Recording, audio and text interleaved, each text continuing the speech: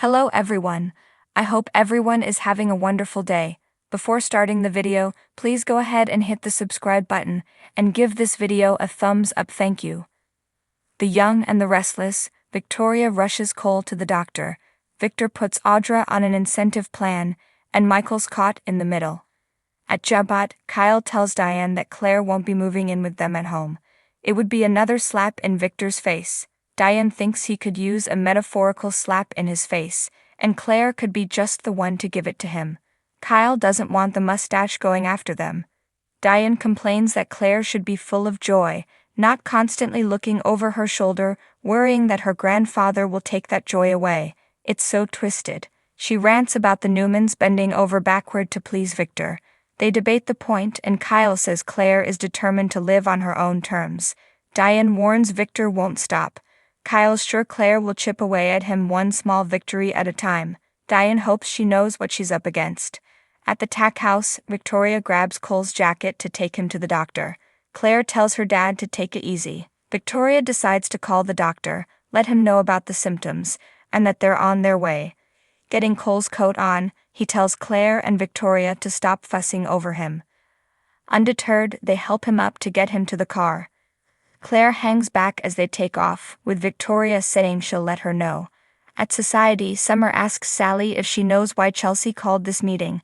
Sally's not sure she'd be the first person she'd tell. Summer apologizes. Chelsea arrives and tells them this won't take long. She wants to run something by them and asks that they keep an open mind. Summer gushes about how impressed and proud she's been with their team. She then asks what Chelsea wants to run by them. Chelsea says she's been given a job offer, which means she could be leaving Marchetti. Sally's eyes widen. Summer asks if another fashion house is trying to poach her. Chelsea doesn't want to get into specifics right now. She insists she's happy at Marchetti. Summer says she must be having some doubts or she wouldn't want to leave. Chelsea explains it's a totally new direction. Sally has a feeling she knows what the job is. She knows how Adam's mind works. He's asked you to work with him at Newman Media, hasn't he? Sally explains that Adam doesn't trust a lot of people.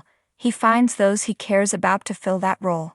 Sally's sure this is the next logical step for her ex. Summer asks Chelsea point blank if she's planning to leave Marchetti for Newman Media. Chelsea isn't ready to divulge that yet and doesn't think it makes a difference. Summer argues that it does. If she loses her, it's a serious blow. Chelsea doesn't want to leave her in a lurch. But if she does leave, she thought Sally might want to expand her role beyond Marchetti Z. She has full confidence she could handle it. She would never want to put Summer in a bad position. Summer asks Sally how she'd feel about adding creative director to her job description. Sally gawps at her. Sally finally says it's definitely something to think about. It could be a good fit. Summer thinks so too. She'd hate to lose Chelsea, but if that's what's going to happen, she'd be confident with Sally stepping in. Sally appreciates the vote of confidence. There are just some things she needs to work through first. I have had an offer of my own. Summer gawps. Is she being courted by a competitor? Sally says not at all. She marvels that she was thinking if she took the job, Chelsea could take over Marchetti Z. Summer can't believe this. She could be losing both of her lead designers at the same time at the club. Lauren tells Michael she's happy to catch up.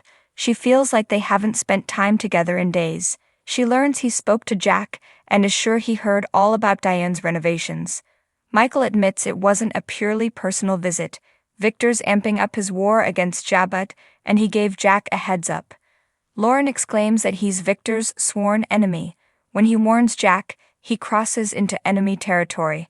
Michael's trying to navigate the situation to the best possible outcome. Lauren guarantees he just made it worse. When Victor finds out, this will bite him in the ass, and then what? Lauren can't understand why her husband wants more trouble. Michael refuses to see this as crossing enemy lines.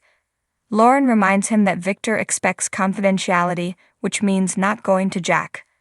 Michael sees himself as a secret go-between. Left to their own devices, what would those two men be capable of? Think about the collateral damage. Lauren mourns he's in the middle, which is a dangerous place to be. If Victor finds out, he'll be infuriated. The casualty of his war will be Michael. The lawyer is sure he'll never find out, because I have a plan. Lauren tells Michael he's a brilliant attorney, but when it comes to Victor, she points out he stayed the night Victor was shot by Ian Ward and has felt Victor's wrath many times. Have you not learned your lesson yet? She asks what he's up to. He won't tell her, she'll shoot it down. He announces he's over it. Lauren suggests he then listen to her plan. Remove yourself altogether, and you tell Victor you quit. Michael will honor his allegiance to Victor.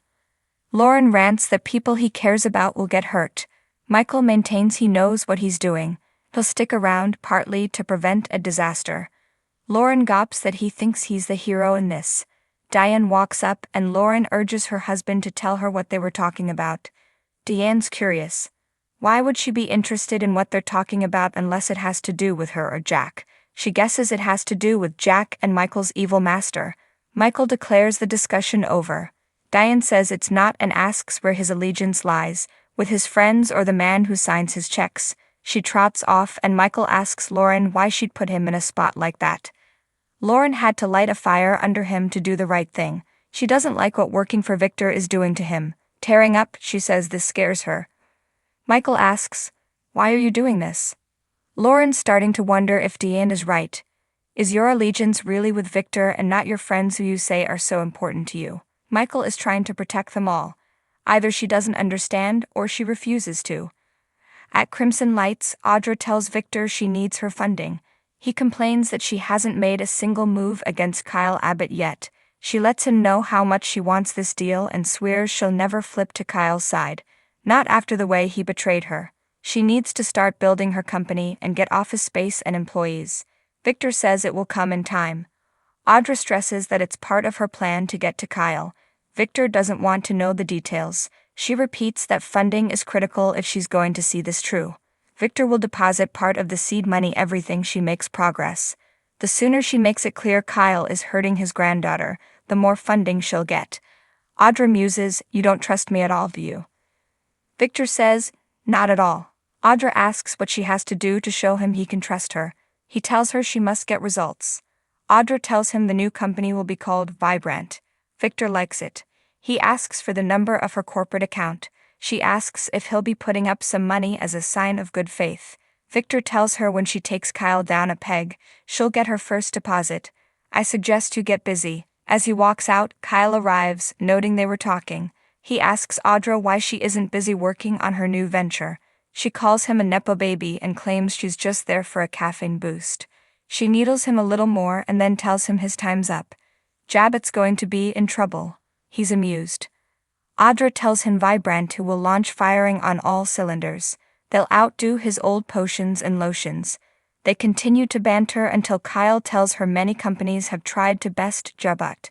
She'd be wise to learn from history. Her project doesn't stand a chance. Audra's excited about the future and won't share with the competition, where she's at in the process. He's sure it's all in her imagination and taunts, you don't know what you're doing. Audra says she does, and reminds him he knows what she's capable of on every level. They banter some more, and she assures him she'll invite him to the launch party. He tells her every woman there will be wearing Jabbett's lotions and potions. Claire arrives and Audra coos, someone needs to turn that frown upside down. Claire asks why she's always so rude. Audra exits and Claire tells Kyle about her father being sick. She's worried it could be serious. Kyle assures her Cole will be fine. They kiss. Claire tells him he always knows how to make her feel better. From the patio, Audra watches them embrace. Sitting, Kyle tells Claire that Audra is moving forward with her cosmetics company and can't get over herself. She pretends to herself that Jabbett should be worried. He suspects this isn't all coming from her. Someone's backing her. Claire asks if he suspects her grandfather is involved. Kyle admits that he does, but he has no proof. Claire tells him there's reason to worry. She just found out that her grandfather is back in business with Audra. This seems like a direct move against Kyle. Kyle arrives at Jabbett and calls someone. I need your help. He asks the person to find out everything they can about a startup called Vibrant and get back to him. After disconnecting, he gets on the laptop to look into it, mumbling that he has a pretty good idea who's behind it. Victor arrives at the ranch and calls out for Nikki. Getting no answer, he pulls out his phone and sends a text. At the club, Michael receives Victor.